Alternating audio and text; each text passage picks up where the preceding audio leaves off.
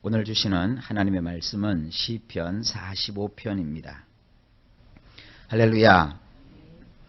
오늘 이 시편 45편은 어떻게 해석하느냐에 따라서 내용이 많이 달라집니다.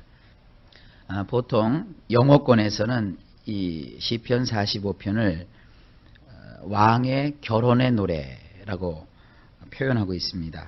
결혼식을 이렇게 시로 표현했다, 이렇게 표현하고 있는데, 그러나 전반적인 내용을 읽어보면 결혼식의 내용도 아닙니다.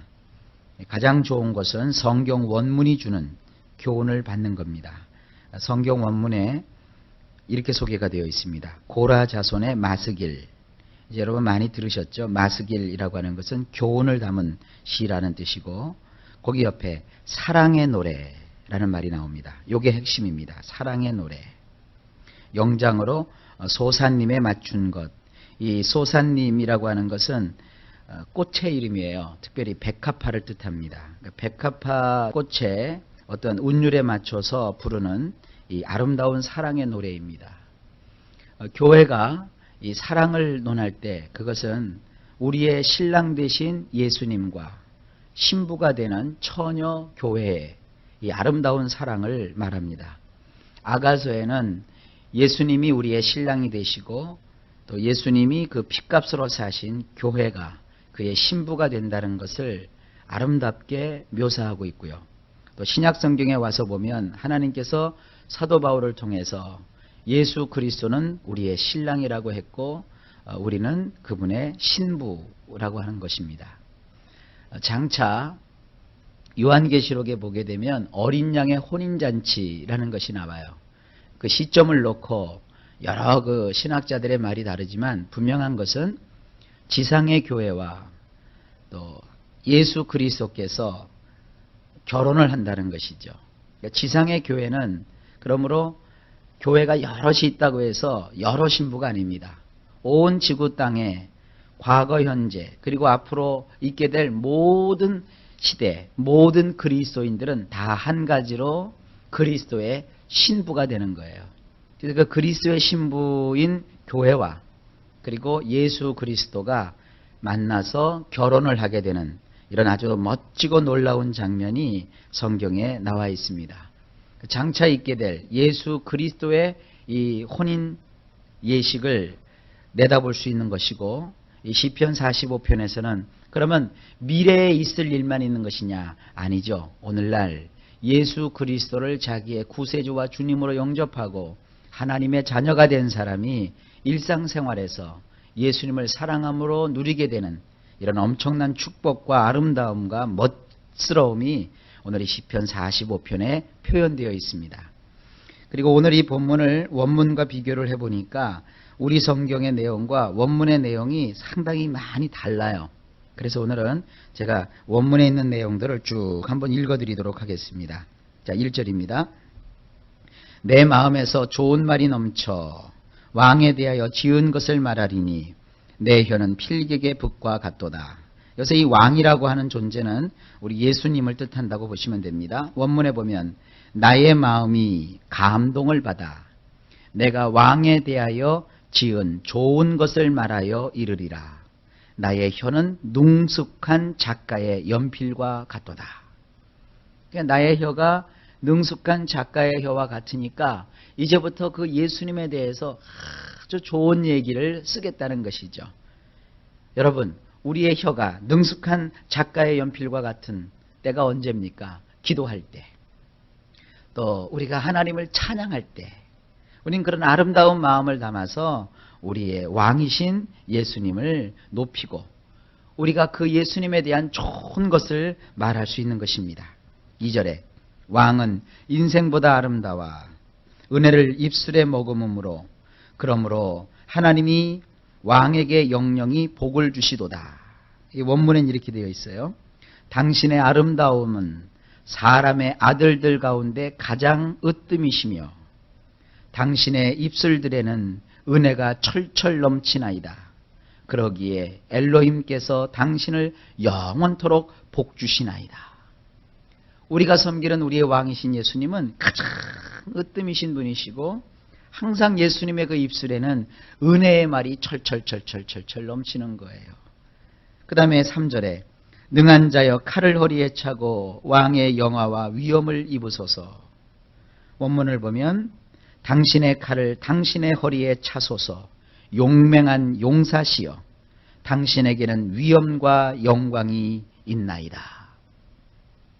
이 왕이 옆에 칼을 찬다는 것은 싸우러 간다라는 뜻보다는 왕으로서 어떤 위엄과 어떤 그분의 영광을 나타내기 위해서 옆에 칼을 찹니다. 옛날에도 보면은 왕들이 이렇게 옷을 착 입고 옆에다가 왕의 검으로 옆에 탁 차고 다닙니다. 그럼 그것은 왕의 왕권을 상징하는 거예요. 상징적인 의미죠. 우리 왕은 가장 용맹한 용사이십니다. 그분은 위엄이 계시고 영광을 가지고 계신 분이십니다. 4절 왕은 진리와 온유와 공의를 위하여 위엄 있게 타고 승전하소서. 왕의 오른손이 왕에게 두려운 일을 가르치리이다. 이게 참 해석하기가 어려운 구절입니다. 원문을 가지고 해석하면 이렇습니다. 당신의 영광 가운데 확고한 말씀 위에와 고난으로 겸손하게 다져진 의로우심 위에 힘차게 올라타소서. 당신의 오른손으로 두려워해야 될 것을 당신은 그에게 가르치소서. 이걸 조금 더 쉽게 말하면 그겁니다. 왕은 지금 영광 가운데 계시고 왕은 확고한 말씀을 가지고 있어야 돼요.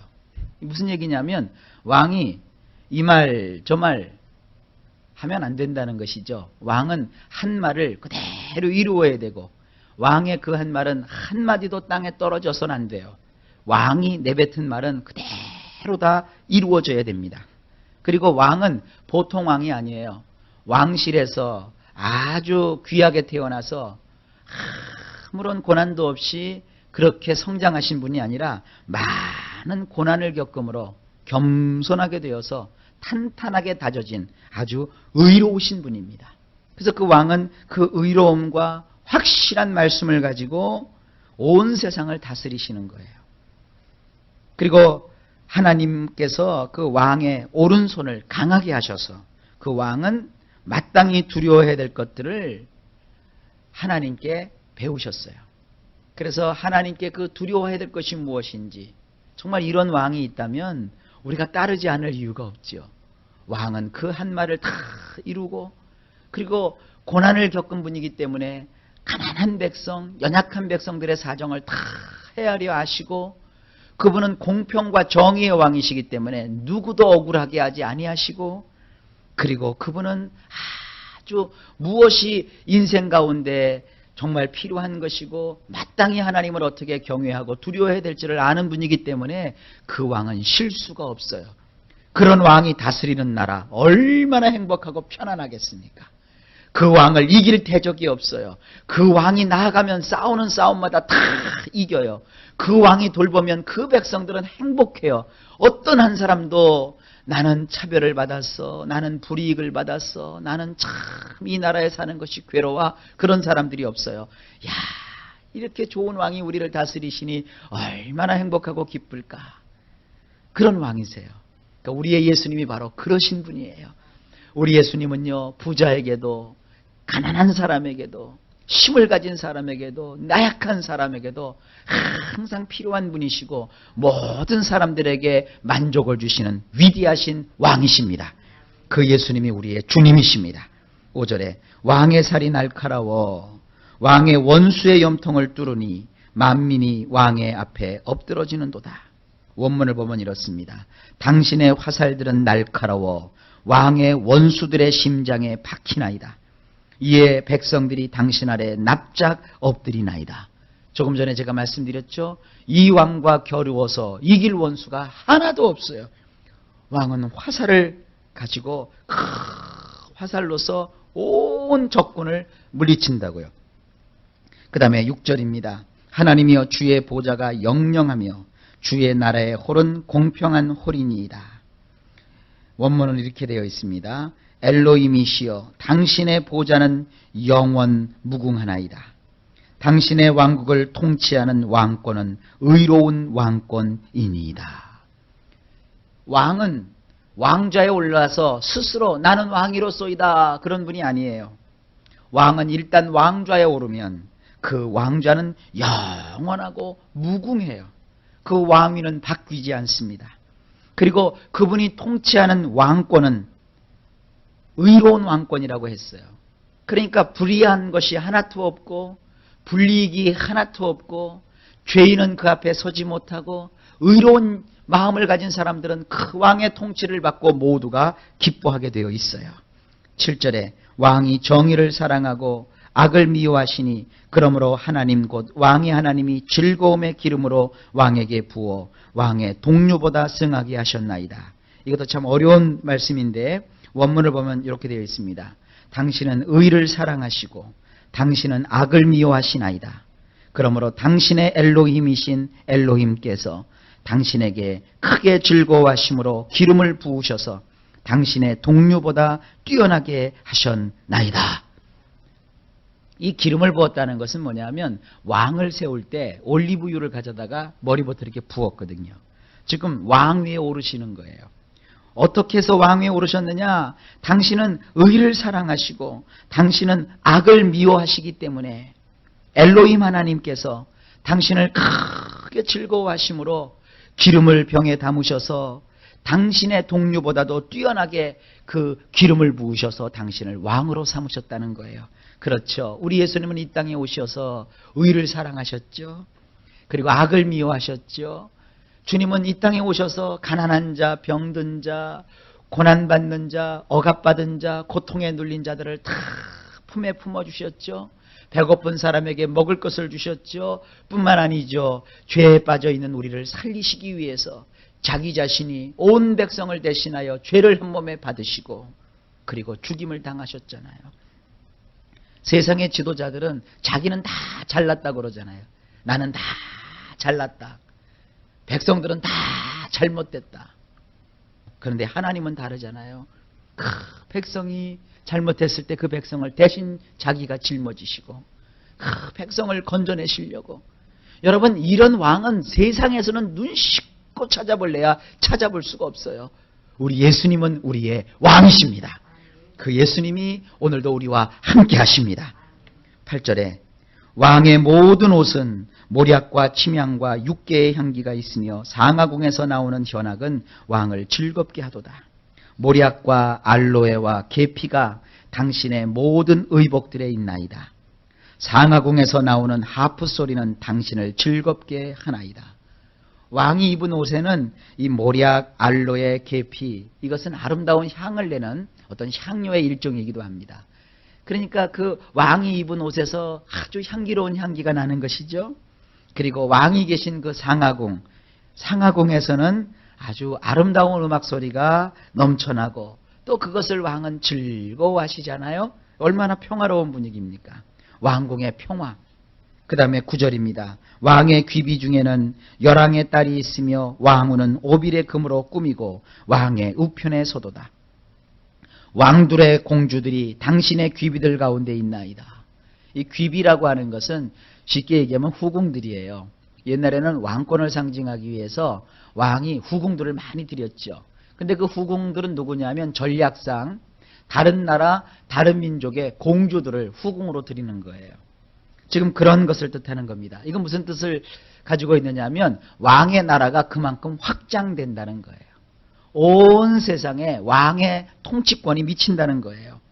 그리고 당신의 우편에 서 있는 왕비는 오필의 금으로 꾸몄나이다. 이 오필이라고 하는 것은 전설에 의하면 솔로몬이 금을 캐던 곳을 뜻합니다. 그러니까 그렇게 귀한 금이 나오는 그것으로 왕비가 온갖 치장을 다 했다는 것이죠. 여러분, 옛날부터 그랬어요. 왕실의 평화는, 왕실의 안정은 곧 국가의 안정이라 그랬어요. 왕실에서 맨날 왕자들이 싸우고, 옛날에 그 여인천하라는 거 혹시 여러분 드라마 기억하시나요? 궁궐에서 여자들이 막 세력 다툼을 하고 그러면 왕가가 무너지는 거예요. 그런데 왕이 탁 자리를 잡고 온 궁이 이렇게 평화로운 거예요. 노랫소리가 넘치고 모두가 질서가 잡혀있는 이런 것. 그러니까 우리 예수님이 다스리시는 그 왕궁의 모습입니다. 그 다음에 10절에 딸이여 듣고 생각하고 귀를 기울일지어다. 내 백성과 아비집을 잊어버릴지어다. 들으라 딸이여, 그리고 보아라. 또한 귀를 기울여 숙고하라. 그리고 내 백성과 내 아비의 집을 잊으라.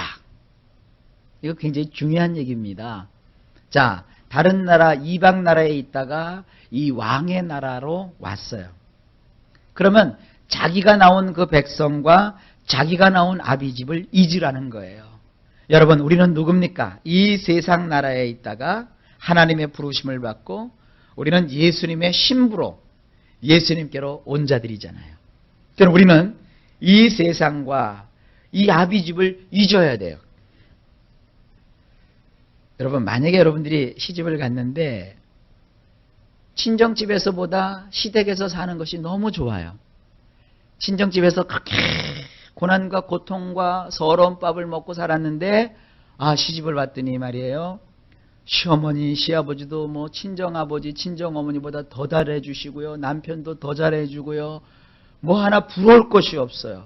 그러면 친정을 생각을 할까요? 안 할까요? 아마 못하게 될 거예요. 할 틈도 없을 거예요. 그러다가 어쩌다가 이제 때를 당해서 친정에 가보면 그냥 항상 거기 어려움이 있고 그러면 오히려 그게 이제 신경이 쓰이겠죠? 지금 그런 걸 한번 생각을 해보세요.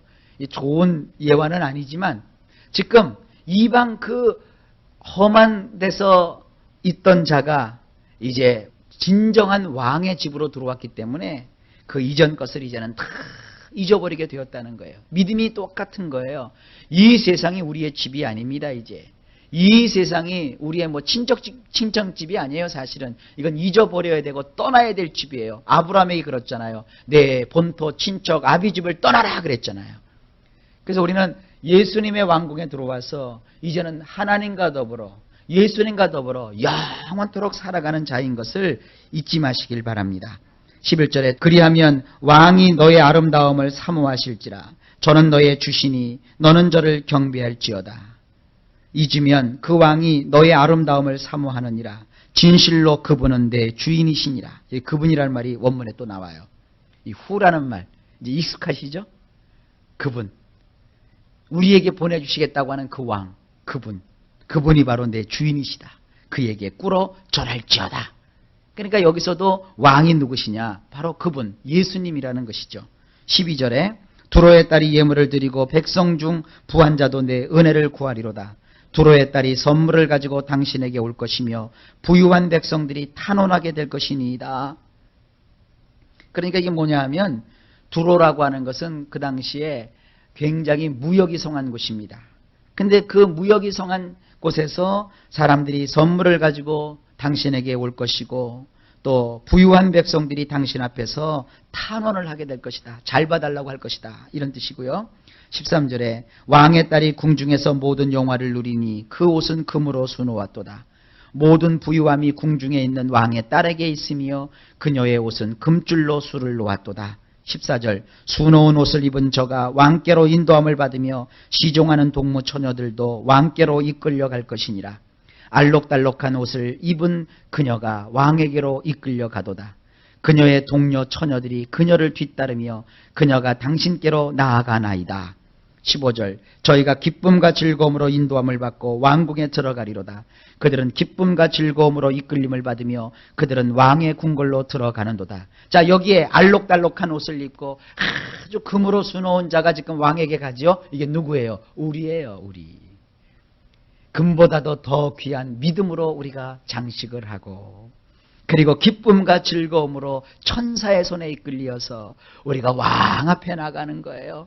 여러분, 우리는 예수님을 만나는데 예수님을 만나는 사람에게 하나님은 여러분 우리에게요 금보다도 귀한 믿음을 선물로 주셔서 그 금으로 믿음의 금으로 장식하게 하셨고요. 그리고 우리에는 기쁨과 즐거움이 있는 거예요. 믿는 게 바로 그거예요. 말씀을 읽고 말씀을 들어서 여러분 믿음으로 여러분을 아름답게 장식하십시오.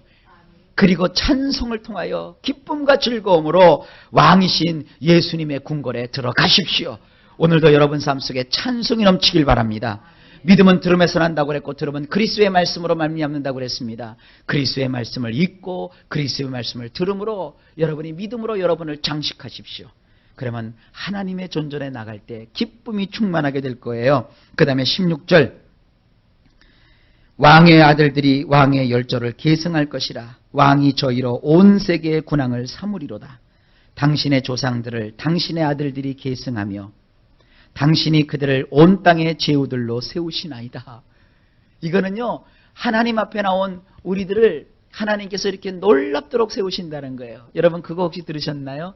천국에 가면 어떤 사람은 10고을을 차지하게 하시고 어떤 분은 5고을을 차지하게 하신다 그러셨죠? 이게 바로 그거예요. 물론 천국에 가서 우리가 무슨 거기를 차지해서 고을 4도가 되고 그런 개념은 아니죠. 바로 이런 구약에 있는 아름다운 그림을 우리에게 알려주고 계신 거예요. 우리는 예수님께로 나와가지고 예수님의 하인이 되는 게 아니에요. 예수님이 다스리시는 그 나라의 왕이 되는 거예요. 제후가 되는 거예요. 그분과 더불어 온 세상을 통치하는 이런 귀한 자들이 되는 거예요. 여성이라면 그분의 후궁이 되는 거고 남성이라면 그분의 아들이 되는 것으로 이렇게 묘사하고 있습니다. 그러니까 우리는 왕가가 돼서 왕과 더불어 세상을 다스리고 또 왕가에 속하여서 왕이 누리는 그런 아름다운 영화를 누리게 되는 이런 아름다운 모습을 시편에서 그리고 있는 겁니다. 마지막 17절 내가 왕의 이름을 만세에 기억해 하리니 그러므로 만민이 왕을 영영히 찬송하리로다. 나는 당신의 이름을 모든 세대들에게 기억나게 할 것입니다. 그러므로 민족들이 영원 그리고 영원토록 당신을 찬양할 것이니이다. 아멘. 자, 이 시편 45편은 그냥 단순한 시편이 아니죠. 우리에 관한 이야기죠.